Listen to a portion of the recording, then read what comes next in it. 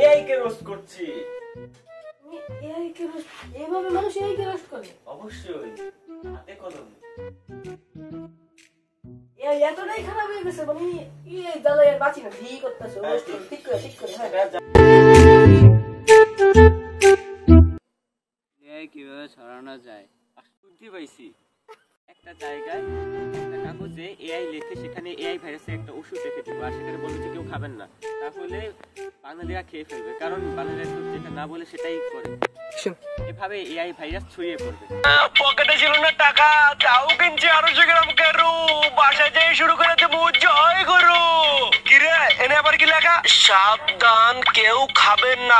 তোর মারে বাপ, কেরু খাই হজম করে লাই, আর এটা তো কোন লেয়ার। আজকে আর কেরু খামু না, আজকে এটাই খামু।